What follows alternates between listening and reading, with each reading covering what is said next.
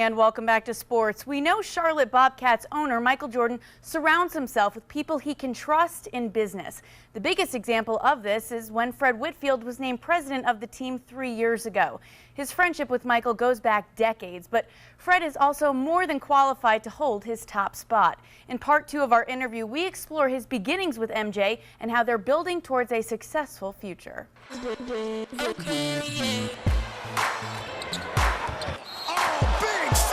Fred and Michael's friendship began nearly 30 years ago. We do go way, way back.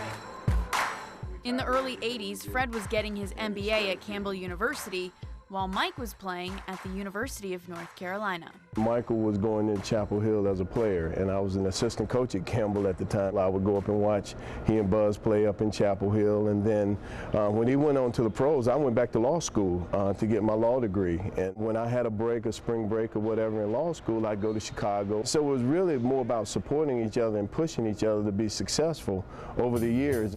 In the 90s, as MJ's success grew in the NBA, Fred was busy starting his own law firm back in his hometown of Greensboro, North Carolina. At that time, Jordan was represented by Falk Associates, a top management company that handled some of the best athletes in the world. While he was with them, his path would cross with an old friend. And it's just really sort of ironic that a lot of the larger sports management firms were trying to hire me to be a lawyer with their firm to try and steal Michael away from David Falk. And rather than doing that, I actually agreed to go work with David Falk and be one of the lawyers in his firm. And at the time, we represented 40 or 45 of the top NBA players.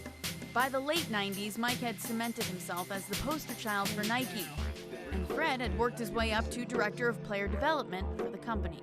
In the past 10 years, these two have worked together with the Washington Wizards, Mike's own division of Nike called the Jordan brand, and then in 2006, when Fred got to come back home, being named president and chief operating officer of the Charlotte Bobcats.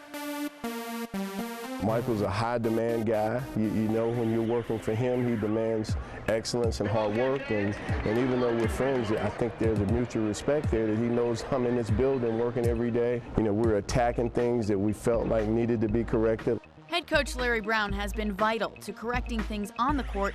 And don't forget, he has North Carolina roots as well, as a former Tar Heel player himself. I feel very strongly that Michael's relationship with Larry and Michael being able to really ask Larry if he would get back into coaching and come and coach our franchise not only gave us credibility, in hiring a Hall of Fame coach, but also, hiring somebody that has North Carolina roots, like a lot of us, that really spent a lot of time in North Carolina in our earlier years, and really having a feel for what we think and hope Charlotte was looking for.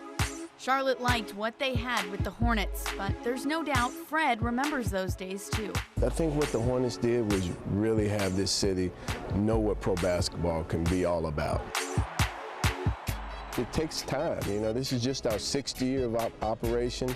We're still in our infancy stage. We're still really building and generating our first generation Bobcat fan. And, we hope that, kids will come out and have fun and will touch their lives. And when they become 23, 24-year-olds and able to buy their own season tickets, we hope they love it and want to invest in what we're building. Winning cures a lot, but having a president tied to this community can never be a bad thing. My parents still live in Greensboro, and it's exciting to me that my parents can come down to games like tonight. My brother lives here.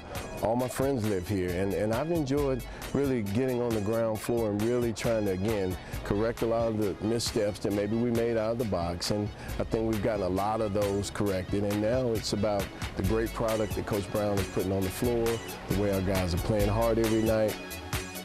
Well, the Bobcats look to play hard and win their first ever playoff game this weekend. As a 7th seed, Charlotte will travel to 5th seeded Orlando for Game 1 at Sunday at 5:30.